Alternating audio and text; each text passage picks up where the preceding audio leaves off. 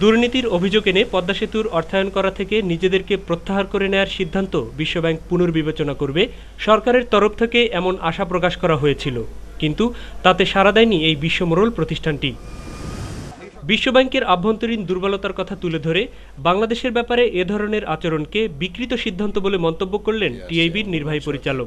আমরা সকলেই জানি, বিশ্বব্যাপী সবাই জানে, অন্য দেশগুলোতে জানে যে এর একটা বড় অংশ বড় অর্থ কিন্তু অপচয় হয়, দুর্নীতির কারণে অপচয় হয়। তারা যে চট করে যেটা সহজ পথটা বাংলাদেশের এই প্রকল্পের বেলায় সহজ পথটা তারা বেশি নিয়েছে, চট করে মাথা ব্যথার কারণে মাথা কেটে ফেলায়। এই জিনিসটাকে আমরা বিতর্কিত মনে করি। দুর্নীতি হয়নি, অভিযোগের তদন্ত না করেই প্রথমেই এমন বক্তব্যের সমালোচনা করে ডক্টর ইফতেখার বললেন, নিরপেক্ষ তদন্ত হলে সুদৃঢ় হতো সরকারের অবস্থান।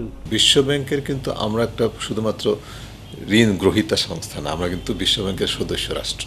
হয়নি কিছু, দুর্নীতি হয়নি, এই যে মানসিকতা, এটার থেকে সরে এসে যদি আমরা এটাকে হেড অন, যদি সরকার এটাকে ফেস করতে পারতো, তাহলে কিন্তু আজকে পরিস্থিতি সৃষ্টি হতো না। যে আমরা আসলে পারি যে যাদের বিরুদ্ধে অভিযোগ তাদেরকে কোনো ভয় করুণা না করে বিচারের কাঠগড়ায় দাঁড় করানো, এটা জনগণের কাছে আস্থার জন্য যেরকম দরকার, অন্যদিকে আন্তর্জাতিক কমিউনিটি, বিশেষ করে বিশ্বব্যাংকের কাছে ওই শক্ত একটা অবস্থান নিয়ে যাওয়ার মতো সুযোগ সৃষ্টি হবে।